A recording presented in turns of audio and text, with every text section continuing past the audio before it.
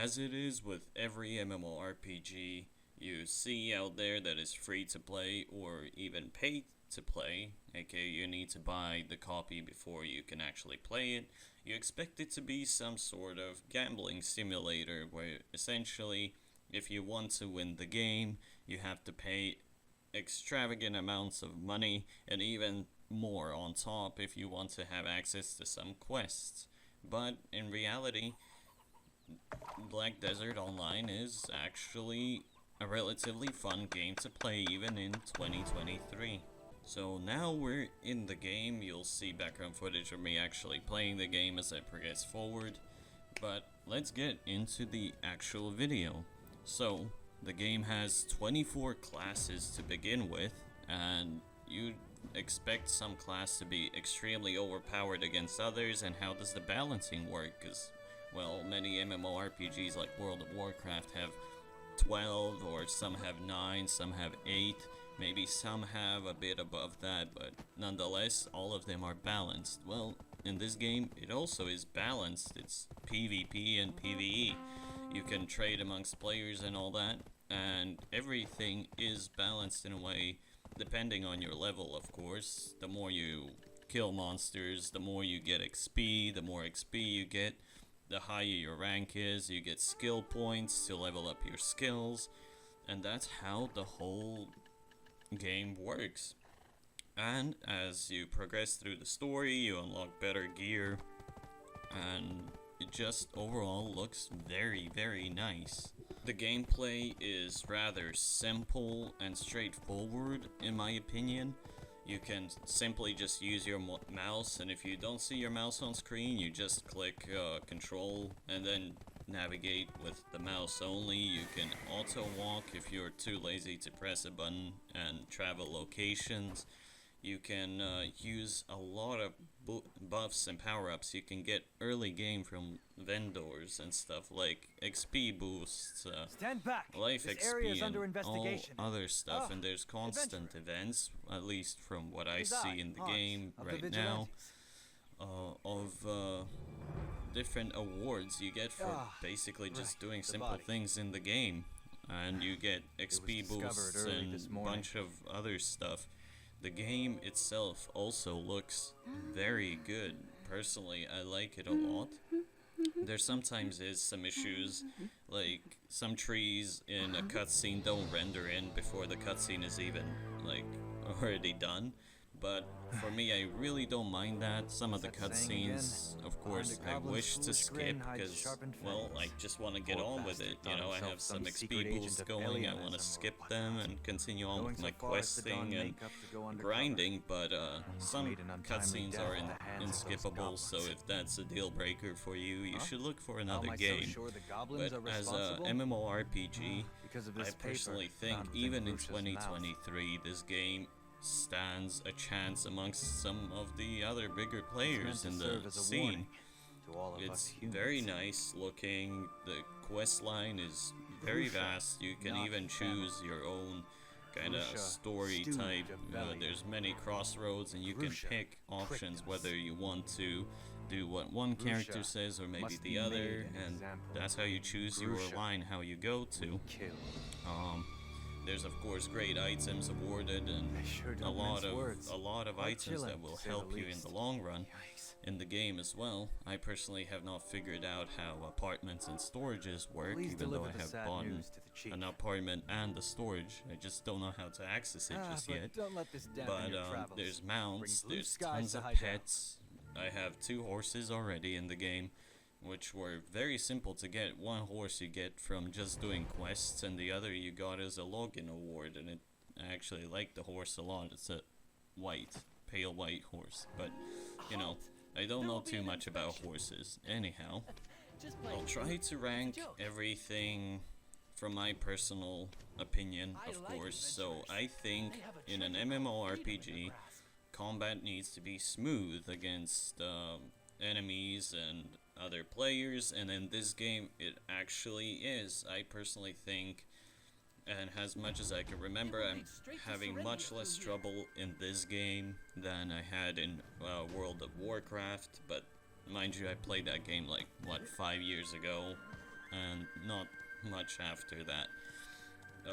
The learning curve is not that big because it also shows you on screen some shortcuts for attacks you can use, defenses. Of course, you may have some struggle with bosses beforehand if you just rush the quest line.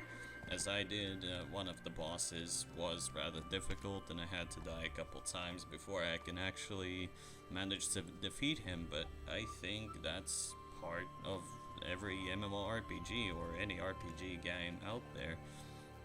There's gonna be some struggling points and others upsides and downsides to every game, and by overall affordability in the game, there's many things you can get for free. You just have to play a bit more. You can invest gold that you get in a bank and see returns from that invested gold. And there's two different variations of gold. There's 1 gram bars, which cost 100,000 silver, and 10 gram bars that cost 1 million silver.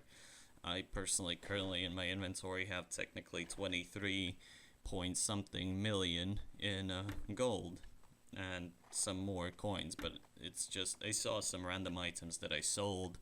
I don't even know if they were important or some collector's items. I just honestly sold them.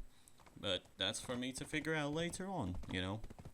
And it allows you to do so many things early on that you don't have to pay money for. All you have to have for certain things is like maybe unlock the storage area where you can market and trade things that get delivered to your storage. You have to travel there and take it out of storage, but that for me seems an okay thing. You can just hop on your horse and auto walk there. In the meantime, you can, I don't know, make some food, go down to the store if it's a very long distance away, but the movement speed overall is rather quick anyways. Character is also another big plus for me. There's such vast character customization in the game. You can change how your muscles look, or do you have tattoos, what kind of hair, eyes, everything basically in the game you can change. And as you go in the game, you can also have cosmetic armors and actual functional armors. I got some from a weird, I guess, quest that I did, and I didn't see much change. You'll probably see that in the video as well. I equipped it, didn't see much change to the character, but I really don't mind that. It gives me some pluses whilst equipped anyways. There's a lot of items that you can have equipped, and even later on in the game, as you progress through the quest lines and level up, you can enchant those items, you can bless them, and a bunch of other stuff to give yourself buffs and overall an advantage against monsters in the world, players in PvP. But you have to count on the fact that in PvP some players also may have buffed items, maybe just a bit better items if they were grinding and got some more silver and bought some more items, and maybe even much better than yours off the player marketplace. Of course, if also doing larger enchants and you feel ashamed, don't worry, there's plenty of people not even reaching the enchantment, and it gets announced to everyone in the server, so you don't have to be ashamed if it fails or the item breaks. People, all of them, will see that, and everyone also who enchants knows this now. And for me it was a big shock because at first I didn't even see that, and recently, only after passing a certain level, I started noticing that. I personally still haven't figured out the whole enchanting process, so I may make a video of me actually doing some enchanting later, but that's a bit off topic. So, knowledge and overall skill in the game. There's many ways you can gain knowledge about monsters in the world, but first primary way is to fight them. And the more you fight and the more you kill those monsters, the more you grind them, the bigger knowledge and skill you get against them. It even will announce it to you that your skill level against this monster is B level, C level, or A level. and those levels mean that it's gonna be much easier to fight against them. You just have to fight a certain amount to unlock the skill. And the more you gain these skills, if you're a full 100% completionist, then you will also gain titles like Goblin Hunter and whatever and whatnot. Personally, I don't even have that many titles, like 0.3% of overall in-game. Then there's specific fighting ones, then there's even fishing ones. I don't even know where to fish or whatever. I just started the game, but there's titles even for those people who like to fish. So if there's any fishermen in my community that watch my videos, then maybe it's your thing that will sell the game to you, that there's fishing involved. There's special fish that give you special perks that are worth a lot of money in the game, and that give you special titles or whatever.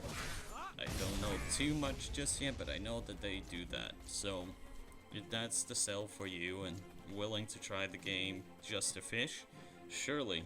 I personally haven't tried it yet, so I don't know how to rate it. But I have done a lot of combat already since I'm level 20, 21 now. And it's actually very easy to do, it's fun. The titles collect up very easily. The knowledge and skill, they basically auto-upgrade the more you use them. So it's very handy in combat situations. If you use certain attacks, they will level up as you level up and use them. The more frequently you do, some skills you have to use your skill points, but some, which are primary attack or secondary attack, they will upgrade themselves the more you use them. So the more you use certain skills, the more you will shape your character. Maybe you're a straight-on head-on into the battle type, maybe you're gonna do spells, maybe you're gonna do secondary attacks and then parry. Those will upgrade as you move on through the game. And for me, I'm more of a, as you see in the video, I'm a fighter. I like to go with a shield and sword, and mainly my slashing attacks are most leveled up, because for me those are the most effective, and those are also leveled up the most. If you want pets and mounts before you even switch your MMORPG experiences, well, this game has plenty. I have already 2 dogs and some weird chicken looking thing. I have equipped them, looked around, and they actually look nice. There's also specific perks that each pet gives you. One of my dogs gives me alertness if there's hostiles nearby, that he will alert me and start attacking them as well. Some pets give you health bonuses and other perks. As to how many pets are in the game, I personally don't know, but I will go through the game and I'll see as much, but I'm currently having fun, also just unlocking the current ones I have. But keep in mind that you also have to feed your pets and heal your pets and tend to them and all that kind of stuff, so just be aware of that you have to provide basic care to your pets. Same as with your mounts, there's elephants, there's horses, and there's a bunch of other stuff too. And you also have to heal them, you have to feed them, and many different things. And definitely keep track of them. I have already lost 2 horses. Well, they get sent back to the stable once you, I guess, go out of a certain range of them, but yeah. If you don't want to constantly keep traveling back to the stable, learn from my mistake and constantly keep your horses or mounts nearby to yourself. And as for some final words, personally saying, I like this game a lot. It's worth a shot, and maybe you will actually also enjoy it, maybe even play hundreds of thousands of hours, which is kinda unreal, but still, there's plenty of people on Steam to prove you otherwise. The game is fun. Yes, it has some grinding aspects, but every RPG and MMORPG game has that. It may ask for your money, but then again, you can still achieve the same stuff with the same items you get as you level up and buy from the marketplace as pay to win, I mean. And it won't really change much. You will basically have the same stats, or later on the pay-to-win items you can still buy for silver from the marketplace from players that sell them. You just for some items have to be a high enough level, or a certain skill needs to be a certain level. So all in all, I think this game even in 2023 is rather fun. I personally have enjoyed it thus far, and I will probably try to finish the main quest line if it's not too long and give an overall review of that. But so far, I'm enjoying it. It's worth a try. And with that being said, thanks for watching, and I'll see you guys in the next video.